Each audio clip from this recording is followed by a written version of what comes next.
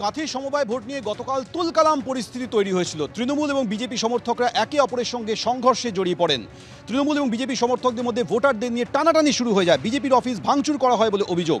আর গতকালের এই ঘটনার পর এবার শুভেন্দু অধিকারী একেবারে সরাসরি হুঁশিয়ারি দিয়ে বলছেন, যেদিন সরকার হবে 1 ঘন্টার মধ্যে সব বদলে যাবে, যত লুট করবে তত লাভ হবে। 2022-এ কাঁথি পুরসভা লুট করেছিল, 2024-এ পূর্ব মেদিনীপুরে লোকসভায় সাফ করে দিয়েছি। আর কি বলছেন শুনুন। সমবায় লুট করেছে, 2026 সালে সব হারিয়ে দেবো হুঙ্কার দিয়ে বলছেন শুভেন্দু অধিকারী। পূর্ব মেদিনীপুর জেলায় 16টি আসনই হারিয়ে দেবো, কাঁথির সমবায় ভোট নিয়ে হুঙ্কার শুভেন্দু অধিকারী। রামনগরে পুলিশের সঙ্গে ধস্তাধস্তি তৃণমূল বিধায়ক ও প্রাক্তন মন্ত্রী অখিল গিরির। এই ঘটনাকে কেন্দ্র করে কাল তুলকালাম পরিস্থিতি তৈরি হয়। পুলিশ বিধায়ককে ধরলে কোনোই দিয়ে গুঁতো মারার অভিযোগ।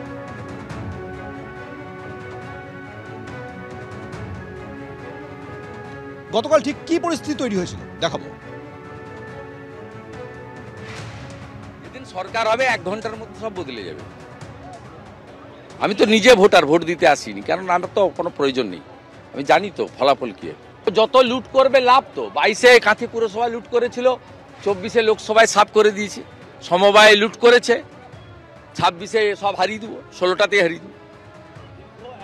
কেন্দ্রীয় পুলিশ দাঁড়াবে। নির্বাচনকে কেন্দ্র করে প্রথম থেকেই বিজেপি ধরাশায়ী। কেন প্রথমেই প্রায় 20টির বেশি আসনে তারা প্রার্থী দিতে পারেনি। নির্বাচন হয়েছে, মানুষ স্বতঃস্ফূর্তভাবে ভোট দিয়েছে, ভোটদানে অংশগ্রহণ করেছে। এটাই শুভেন্দুর ব্যর্থতা যে মানুষ ভোট দিয়েছে। আজকের দিনে দাঁড়িয়ে আমরা শুভেন্দুবাবুকে চ্যালেঞ্জ করছি যে এই জেলায় তিনি বলেছেন নাকি 16-0 হবে।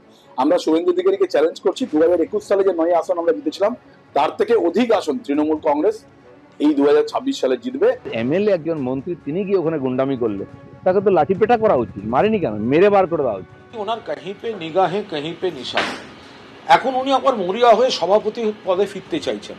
এই কারণে দিল্লির নজরে ভেসে থাকার জন্য ওনার একটাই উপায় আছে, ধারাবাহিকভাবে লুজ টক করে যাওয়া এবং বিতর্কিত মন্তব্য করে নিজেকে ভাসিয়ে রাখা।